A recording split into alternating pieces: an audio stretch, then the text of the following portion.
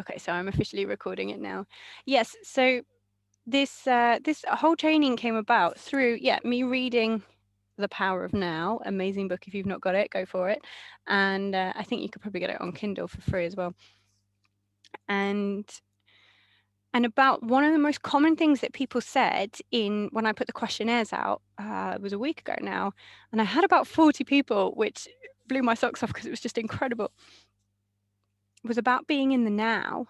And I put out a post the other day about wearing, so when I'm at home with the kids, I have this thing, like it's using conditioning for me. So I have this necklace, and I wear it when I'm working. And I don't do it every time, but I wear it a lot of the time.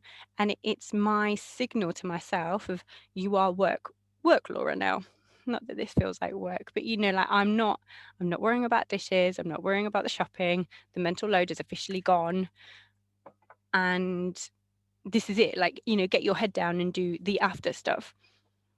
And then when I'm at home, I did have a hair bubble and then I cut all my hair off, but I use one of my daughter's, she has this purple, I don't know why, well, purple is one of my favorite colors anyway. I have a purple headband and I put it around my wrist, and when I put it on, I feel like I'm in the moment. And there's actually quite a lot of psychological underpinning. I mean, it's conditioning. And that whole the Clark Kent thing of, when I'm in this mode, I'm in this mode. And I know, like, people will take their watches off and things, and that's their signal to themselves. I am at home now, and they give themselves permission to be at home with their family. And that's what I wanted to talk about today. So it will probably be about 40 minutes long altogether. So if you have to pop off, don't worry at all. I won't be offended in the slightest. And I will, like I said, this is being recorded, so it will go in the guide section of the group. So the first question: does anybody else struggle with being present at home, as in the whole being fully present with the children? Is that a perennial thing? Well, it has been this year because, of course, I've been teaching on Zoom, and half the time he has not been in daycare because, of course, it's been lockdown. So trying to juggle that at home. I've never worked from home properly before, and it hasn't gone very well. Yeah, actually, I hadn't even thought about that. Like, COVID makes it worse because we are all trying to do more things at home, because we don't actually have that separation of it. It's actually why I pay to come here, because on the one hand, part of me is saying, you're new, don't spend money. And yet I can't do anything when I'm at home with 3 kids because I have 3 kids. So having that distinction, yeah, Sarah, good point. I think probably a lot of people are suffering from that, more so than even before COVID, because the lines are blurred completely. I just, it's normal. Every person who responded to the questionnaire and who responded on when I put my post about it, every person said, yes, I feel like this. And like you just said, Sarah, there's so many other reasons for it. We do have a million things going on. Like, we're not bad parents. I say this all the time anyway. No matter what has happened, we are not bad parents. We are the best. We are the best people for our children. And life is busy and life is hard. And, it's a feminist issue, the mental load. I won't go into it too much because this isn't really the place, but that thing of, especially women, we have that put on us a lot more, the thinking about the washing, the thinking about the food. So it's not us. It's not like, oh, we're not good enough parents. It's just that life is busy. And technology, I always think about my phone. Like, I have this love-hate relationship with my phone because I'd get everything done on it. And I don't know if everyone else feels the same, but I do my shopping on it. And it arrives to my door, which means that I'm not taking time away from my kids because I'm not going out, and I'm not going shopping with 3 kids again in a Vietnamese supermarket, because that first time just made my head explode. But it means that I'm on my phone doing the food shop. And then I feel disconnected, and then I feel guilty about being disconnected. My business is on Facebook and Zoom, which is in my phone. So yeah, we are struggling, all of us, to find the infinite moment of now, but it's not our fault, is what I really wanted to say. Because I think so much of this parenting stuff, and this is where I want to be different, is that it's like, okay, you're rubbish. This is, this is what you do. And we're not rubbish. None of us are rubbish. And life is hard. So this interesting book says, I couldn't even pull out a quote because there's so many. He talks about the power of now, and he also talks about, and this book isn't a Buddhist book, but it shares a lot of the tenets of Buddhism, which is what I've been studying with my meditation master. And the basics are that everything is now. Every moment is now. So now is now, obviously, but the past, our past, where all of our baggage comes from and all of our, our past experiences, positive or negative or neutral, that was a now. At the time when it happened, it was a now. When we were 7 and we were walking around, that was now. And in the future, the near future when the shopping arrives, the near future when the kids go to bed, and the near future in like 10, 15, 20 years, whatever, that will be happening in now. Does that make sense? Can you give me a chat or a wave? This is where the Facebook thing would be useful, because you could do like a thumbs up or down. Tell you what, if I say like just jump on if it doesn't make sense, just say I don't know what you're talking about. And this is where I wrote this down, this phrase, because it's a really old-fashioned phrase that I never understood. It's a proper grandma phrase of don't borrow worries. That's what was my husband's grandma always used to say, like, don't borrow time, don't borrow worries. And really what it is, and this is the point of the part of the book, of the start of the book, is that when we are fixating on the past, and I'm going to go further and say the stories that came out of our past, so that I'm not worthy, I'm not good enough, I'm always in competition, I don't have the skills, that kind of stuff. And when we are remembering things in our past, we are in a different now.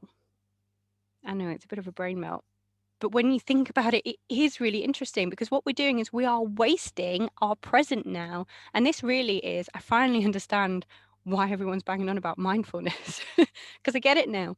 Mindfulness is basically being mindful of the moment. We are here, we are completely here. And when we're worrying about the past and remembering it and beating ourselves up about things that have happened, again, the near past when we shouted at our kids when they wouldn't get dressed, or the far past, the stories that made us who we are today, we're not in the now, we're in an old now. And Eckhart Tolle talks as well about when we're fixated on the future and when we're worrying. And so I work with people who have like babies, and maybe they've had kids, and they suddenly go, oh God, I'm not all right. I'm not all right. That stuff from my past is not all right. And I work with people with small kids, like my age. Mine are all under 6 and under. People with the older stage, like either in the UK we call it Key Stage 2. I don't know where you are, Liz. And that's like up to 11, and people with like up to all the way up to teenagers. The most recent one, she's got like 17-year-olds, and she was talking about, we're going to talk about fear in a minute, and fear covering or masking our love by complete accident, because the fear is the love. And she was saying, my kid is going to leave soon. He's going to leave my home soon. He's 17. He's struggling through this pandemic. And I'm just worried about his mental health. I'm worried about his job. I'm worried about, is he going to get a good house? Is he going to get on the property ladder ever? Because it was hard enough, as adults. And is he going to do, if he doesn't keep doing, this was their pinch point, if he doesn't keep working hard in his A levels, he's not going to get a good grade.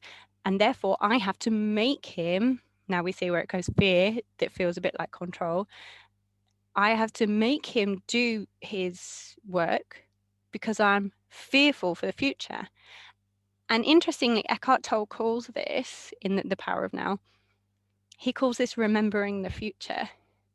It's really interesting, because essentially we are making it up.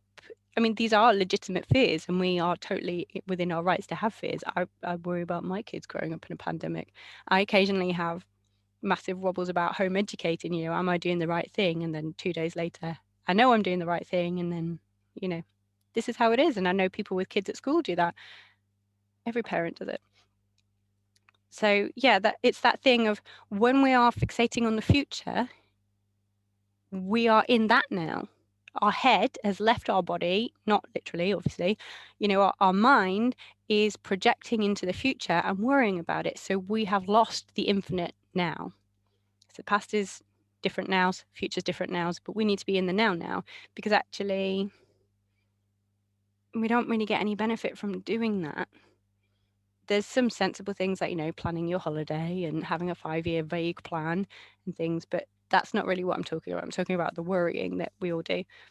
Again, do like the handy uppy thing, or just unmute yourself and just go like, dude, what are you talking about? or feel free to pop in the chat. I've got it up so I'll see it. Yes, that's really, it's just really interesting. Going on to my next notes. So I wanted to, oh, thank you, Liz. I wanted to talk about, I just mentioned it as well, about fear and love, and about, that exact example of the person with teenagers. And these things aren't, she had other teens as well at home. These things aren't teenage specific. They are kid specific. Even my 2-year-old, I think, God, most of his life has been in lockdown, or some form of COVID related. That's all he's ever known. What is that going to do to a kid? I don't know. So, I already think about that with my kid. So, and you don't have to share, but so I would just invite you to think about, what are your fears for your children? This is a bit, well, it's not negative because there's a point to it, but I know we don't really want to dwell on those. But I think that it does bear a moment for us to just think, yeah, I do have fears for my children's future. I do worry about certain things. And I think we will mostly worry about the same things. We worry about them being safe. We worry about them being loved. We worry about them being protected, and, having a roof over their head, and making enough money, and being happy. And we will have our own specific things. Oh, thank you, Liz. Poor relationship choices, self-doubt, safe choices, etc. Yeah. I mean, I teach boundaries in the 6-week program. And one of the reasons I teach boundaries, and it's boundaries for the parents to have with their children. And I always say, if you can't do this for yourself, imagine your daughter or your son. I have a daughter and 2 sons, but I always imagine my daughter sitting in a bar when she's older, and that makes me feel ill anyway. and a man coming over and sitting too close to her, because this is what happened to me when I was, 18, 19, 20, probably even younger. And her not being able to put boundaries of, I don't want your drink. I don't want you to sit near me. And I had no skills with that when I was a kid. I was a kid really, but I had no skills. And I want my daughter to have those. She will only have them if I show her now. So yeah, this is the same thing. Like we have our worries, and our worries, what do they tell us that we want? Just like the boundaries, and they show us that we love our kids. So I'm not saying don't have any fears, and I'm not saying never think about the future. Just let's try and live more in the moment. So yes, I wanted to say that, yes, so we all have fears, and they are legitimate. It's any fear that you have. This is why I talk about identifying and accepting where we are, what is going on right now. We all have fears, and if we hide those fears, this is where it crosses over into other bits of my work, things like traumatic memories, or things that have happened to us when we're younger. It could be capital T, it could be lowercase t. If we stuff them down, they will come back and bite us. So if you feel a fear, then oh, hi Sarah, oh, I love it, you got outside. Good plan. I had to close the door, so I'm hiding in the bedroom now. Very sensible, very sensible. I'm taking some time for me, because I see it as a very important thing. I approve. I fully approve. In I'm fact, learning. it's in my notes. I had the conversation you said you're considering having with your daughter. At the I boundary. had that conversation with mine. Yes, she's 13. She thinks she knows everything. I know this is a thing, and all I think we can do is to give them the skills to keep themselves safe. Like Liz said, we all worry about their safe choices, but if we want them to be safe when they're 16, 17, 18, older, it starts now. It starts now with us building an environment where they can talk to us, which is why being in the now is so important. And this isn't in my notes really, but there's and there's all these memes on the internet, and one of them is, if you want your kids to tell you the big stuff when they're older, you have to listen to the little stuff when they're very small, because to them the little stuff was always the big stuff. And I was like, yeah, actually, yeah, I do have to listen to all the Batman stories. I do. Because to my 4-year-old, Batman is the world, the entire world, and I need to show him that I value what he says. So yeah, that's another massive benefit of being in the now. And also, most of this is us giving ourselves permission to be in the now. So I've put we need to find a way, yes, to honor our fears and to say, yes, I have them, but also to manage them. I put deactivate, but that's not quite it, because they're never going to go away. We're never going to stop worrying about them, because you never do. I mean, I talk to my mom. I mean, I live in Vietnam, I'm 36, and my mom is worried about me. She's already said, I have an emergency fund in case you need to come home. Bless her. I'm like, Mom, I'm a grown adult. I've got a mortgage. That we all worry about our kids. We all will do. Yes, and so this thing about, I talk about this more, when I do the one-to-one work with people, but sometimes, so like with the GCSE, no, he's doing his A levels now, isn't he? That young man, that his mum was saying, I make him do his homework, because if he doesn't do his coursework, he won't get a good grade. And if he doesn't get a good grade, he won't get into the college, into the university he wants. And if he doesn't get into the university he wants, then he won't be able to get into a graduate program, and off we go, and it's the end of the world. And actually, when we got down to it, the biggest issue in their relationship was that he felt he was controlled, and he was fighting her constantly for autonomy. And she was saying things like, I'm really, really stressed out because I don't want to take over his autonomy.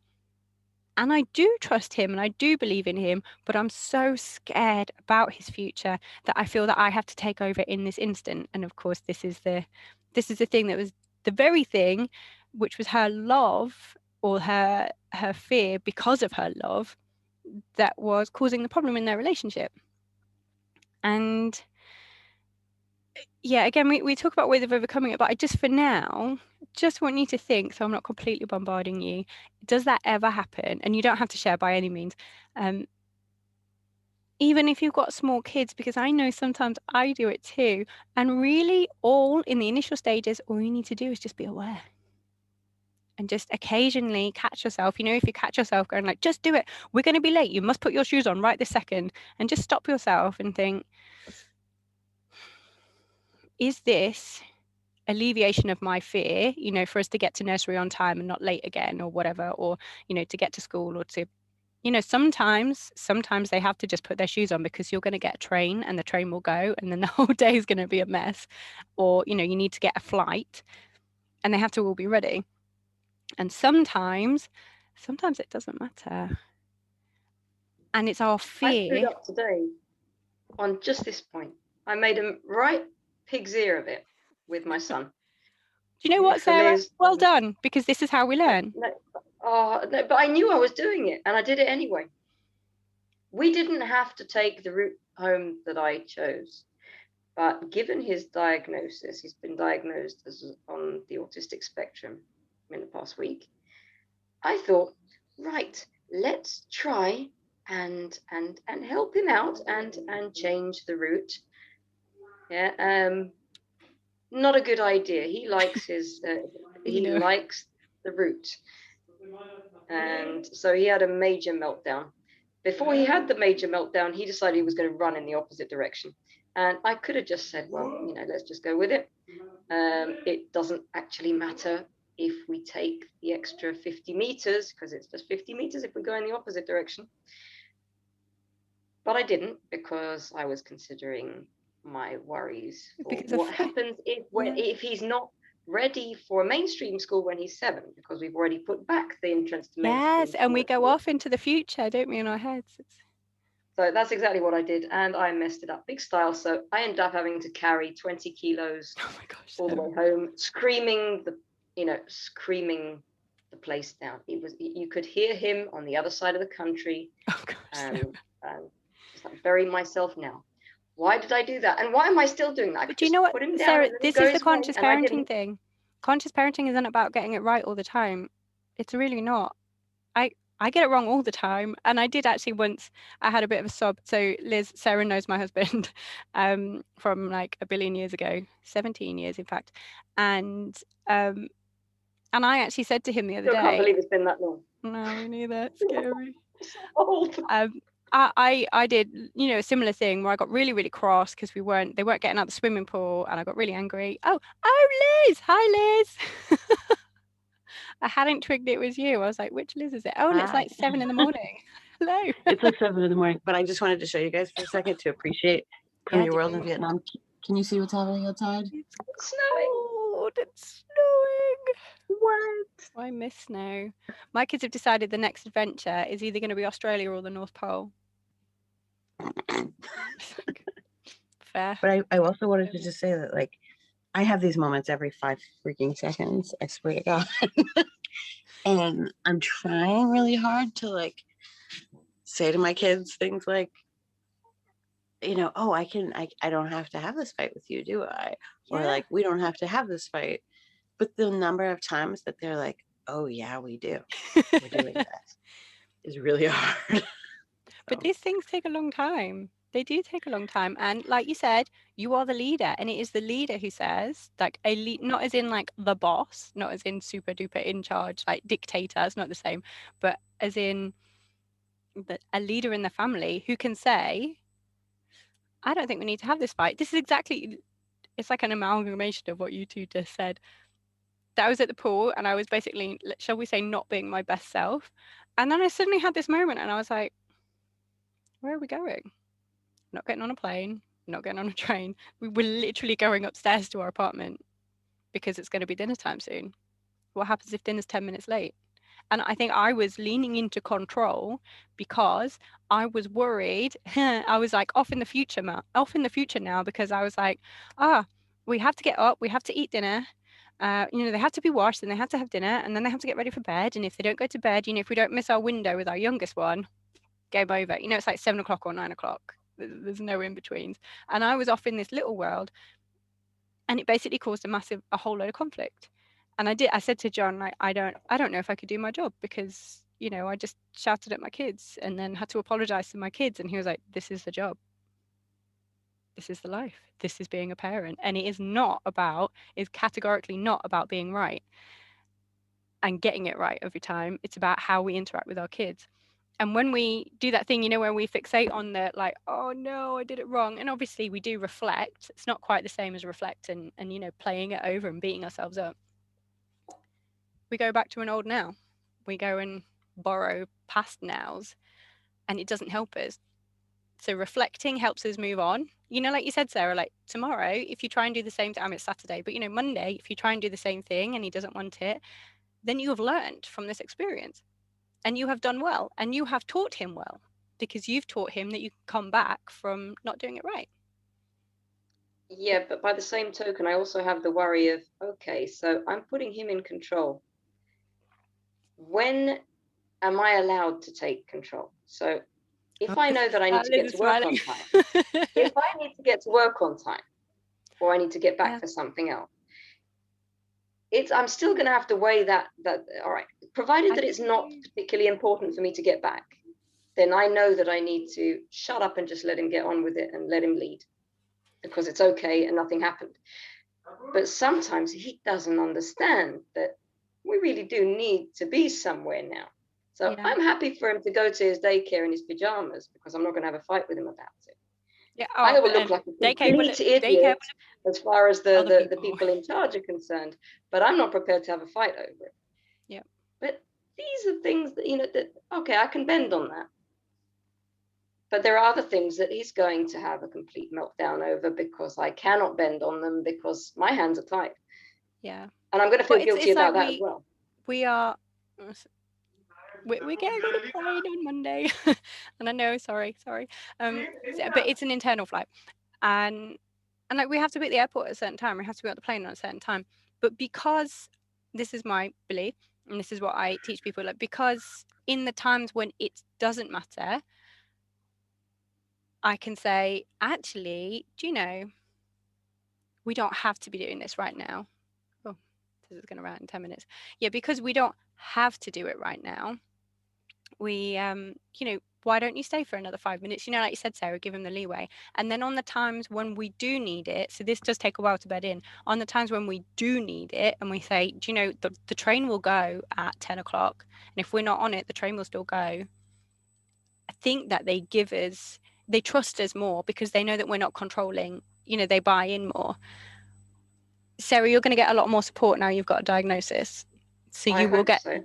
you will It's get gonna be tailored September. support.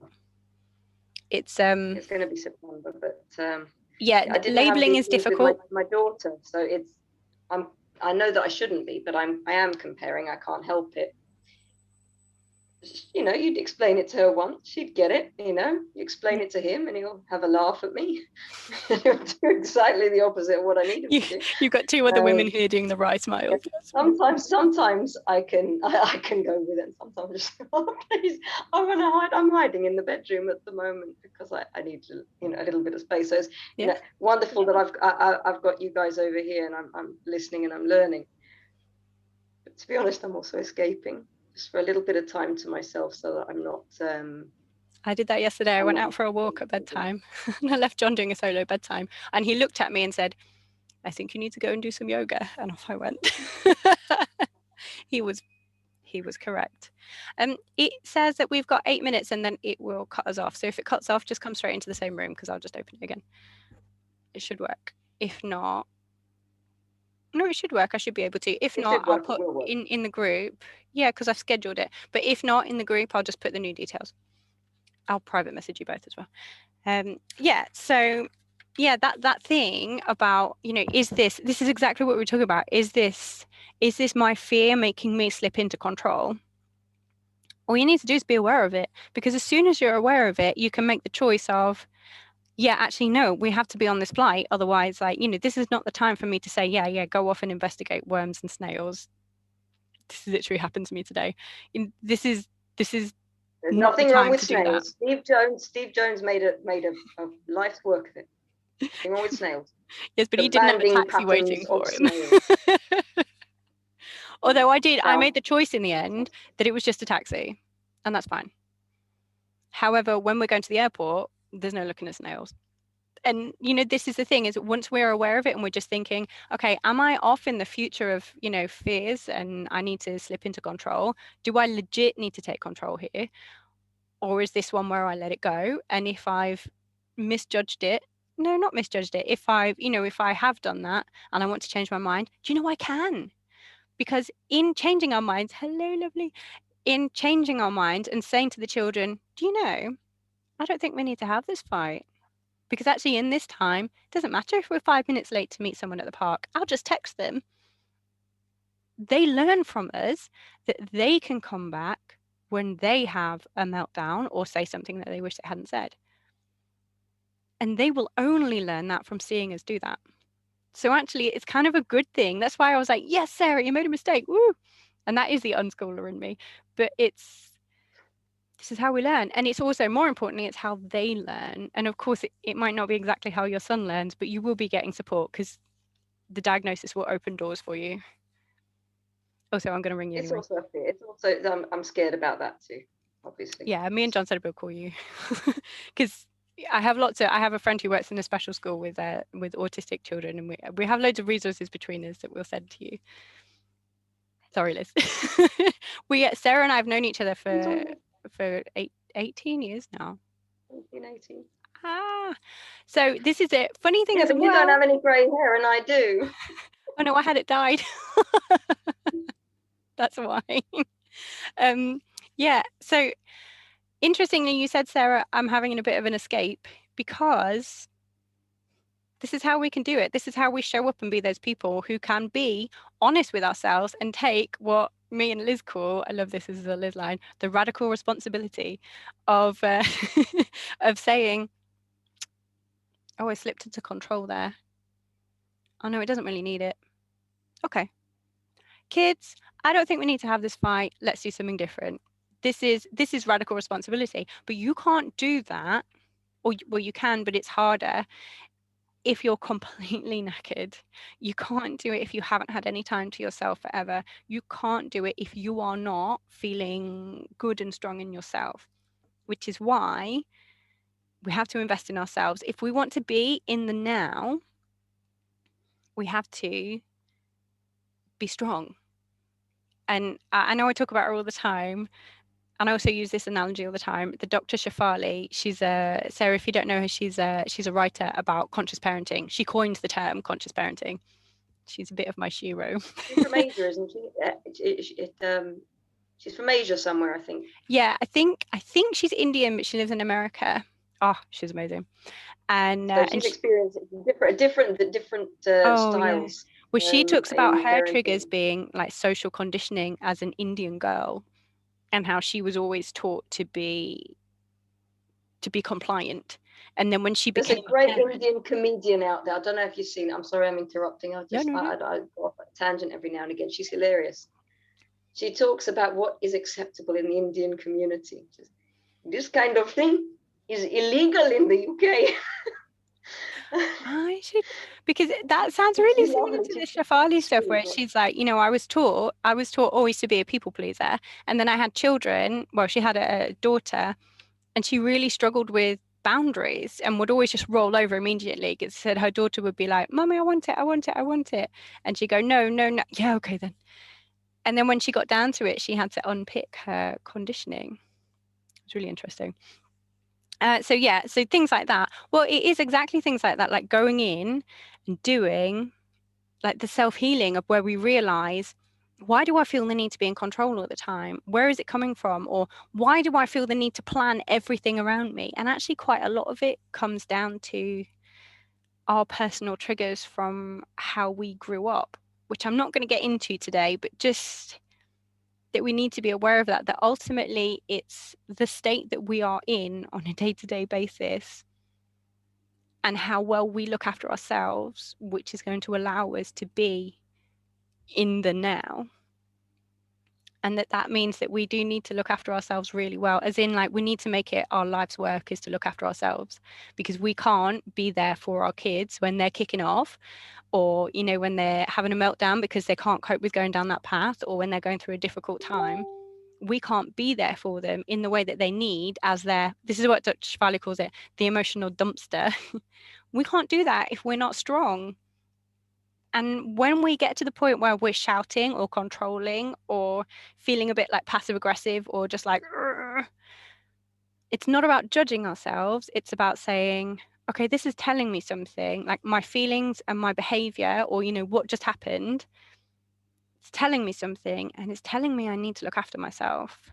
And then having like a list of things that we do. I'm just really conscious the time is going to run out. I'm going to give it another minute. It will just cut off, so sorry, but we'll all just come back in. So I've written down things like journaling is really, really good. And I know not everybody wants to do it, but it's like, basically, it's like talking to a friend. And we need to start learning to be our own friends, because we cut ourselves down so much, partly because of society. I argue it's a feminist issue. So journaling is really good, where we just write even just bullet points like I feel blah, blah, blah, blah, blah. And then I'm thinking blah, blah, blah. And it is hard at the start, but it becomes easier the more you do it. Put yoga, understanding your body, like regulating your system, which is, Sarah, I don't know if you can see. It's when we are feeling really stressed out and we can feel it, you know, when you feel yourself boiling. One of my kids calls it, says it's like a kettle boiling, that he sometimes feels like a kettle boiling. And we regulate our own systems. We can do that. And all it takes is 3 deep breaths. And Liz knows all about this. And actually, Sarah, you're a biologist, so you probably do as well. This is how we down-regulate. I'm great with the theory. With the practice, yes. It's part of the life's work. Journal on it. Yeah. That's my answer for everything. Journal on it. Or, you know, talk to people on it. It's actually, you know, we're all interested in each other. So your partner, your husband, Mazel tov, by the way. Liz, it's very recent. Your husband will want to hear. He does want to hear. we can, you know, talk it through and just get to it's No, it life's doesn't. work. I usually get a lot of Italian cursing if I start doing that sort of thing, you know. None of that. He's very, very practical. None of the talking stuff.